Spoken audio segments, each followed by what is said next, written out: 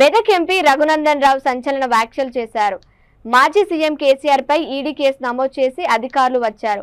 కేసీఆర్, హరీష్ రావు, వెంకట్రామరెడ్డిలకు ముందుంది ముసళ్ల పండుగ అంటూ సంచలన వ్యాఖ్యలు చేశారు. సిద్దిపేటలో హరీష్ రావు ఉండగా ఎస్కాట్ లో ఉన్న మీటింగ్ కి ఇంకొకరు వస్తారని హరీష్ రావు కూడా ఊహించలేదని అన్నారు.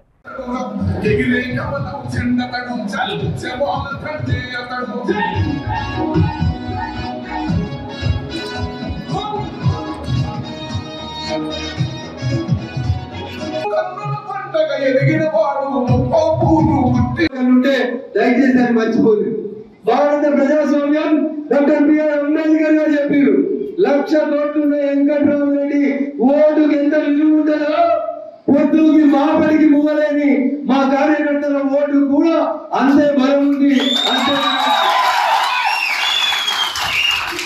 కొద్దిసేపటి క్రితం ఈడీఓలు వచ్చినాడు పాపం. దానికి ఇంకా వెంకట్రామరెడ్డి దగ్గర రాలేదు, అది చిన్నది పక్షి. ముఖ్యమంత్రి, మాజీ ముఖ్యమంత్రి చంద్రశేఖరరావు గారి మీద ఈడీ ఇప్పుడే కొద్దిసేపటి క్రితం కేసు నమోదు చేసింది. ఏం చెప్తారు ఏం చెప్తారు? వారి చెడగొట్టకురా, ఎవరికి అన్యాయం చేయకురా, అన్యాయం చేస్తే పాపం కలిగి పోతామని చెప్తారా? వెంకట్రామరెడ్డి ఆయన మెదకోట, మెదకులో బీఆర్ఎస్ కోసం కష్టపడి జెండా మోసి ఏడిసి ఇందాక నరేంద్ర రెడ్డి చెప్పినట్టు ఊర్లో వెళ్ళిపోయిన కార్యకర్తల ఉసురు ఎవరికి తాకింది? వెంకట్రామరెడ్డికి తాకింది. 200 కోట్లు కాదు, 500 కోట్లు ఖర్చు పెట్టినా వాడు ఎన్నికలలో గెలవడు. తెలుస్తాడా? జర మొదలైంది ఇప్పుడే. అదే సినిమాలో చిరంజీవి చెప్తాడు, ఏం చెప్తాడు? In front there is crocodile festival. Venkatramareddy గారికి ఉంటుందా క్రొకడైల్ ఫెస్టివల్? గౌరవనీయ హరీష్ గారికి ఉంటుంది, మాజీ ముఖ్యమంత్రి చంద్రశేఖరరావు గారికి కూడా ఈ క్రొకడైల్ ఫెస్టివల్.